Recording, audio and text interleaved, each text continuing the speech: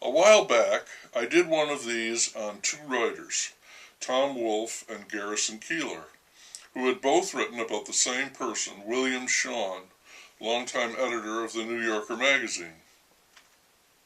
The pieces they produced were strikingly different, one affectionately comic, the other searingly satiric. I didn't give much thought to William Shawn, but I don't give much thought to William Shawn, but if by chance I do, I am reminded of his son, Wallace Shawn, and a very odd movie he co-wrote and co-starred in with Andre2, My Dinner with Andre. Both men considered themselves to be struggling artists and failures in their work. Wally Shawn was a dumpy, introverted George Costanza lollipop of a man with a voice like a cartoon chipmunk. Andre2 was a seemingly mild fellow too, but that countenance masked a lunatic who had escaped from an asylum and was now acting quite successfully as a psychiatric therapist. Okay, I made that up, but it fits. Louis Malle very unobtrusively directed the movie. He must have been attracted by the eccentricity.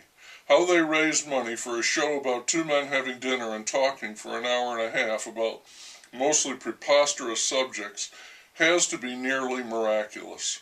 I saw it years ago, and I watched it again recently after I thought about William Shawn, and while it can get to be annoying, it also works.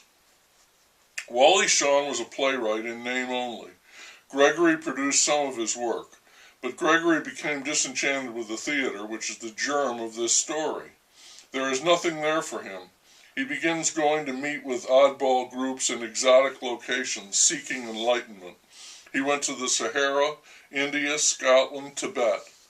He had fantastic experiences, which he recounts in lurid detail over dinner, but he discovered nothing to re-energize himself.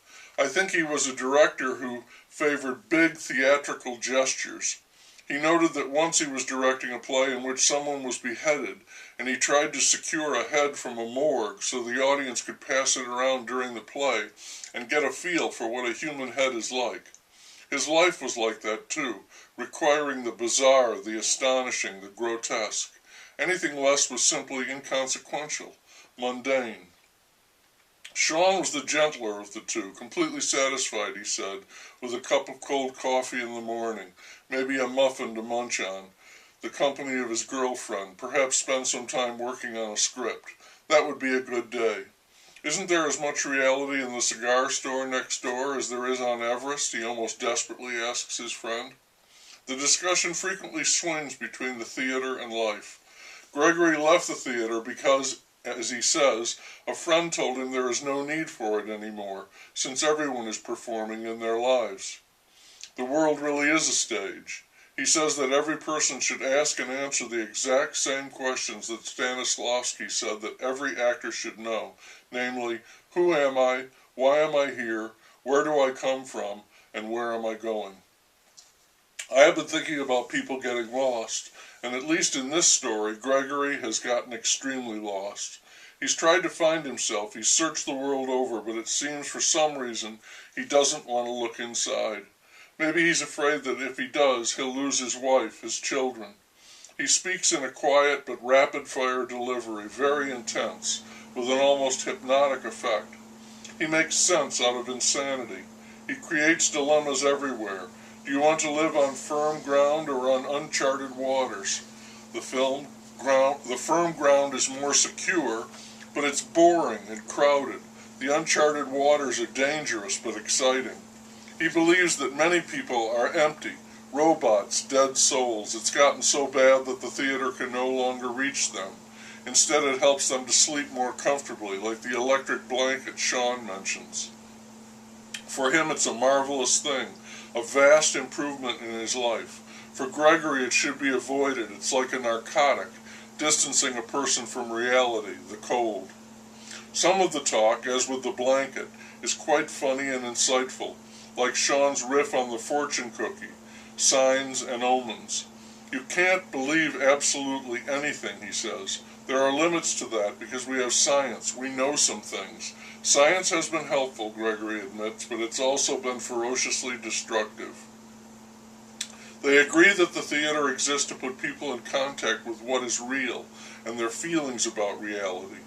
And the aim in life is similar, to make contact with others, to love, if possible, and to have feelings, real feelings, not just pretense. This, of course, is exactly what has been happening on the screen. This feeling, caring, this empathy is what aesthetics is all about. And so we have this very tiny, minuscule event, 2 men at dinner.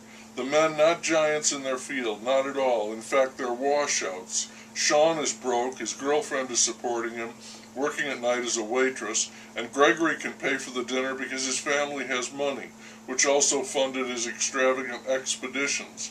Yet the yearnings and inadequacies of these two bumblers create exactly what is needed, a touching and affecting tale of human contact. The movie was a hit. The 2 men deserve the recognition this fascinating curio brought them.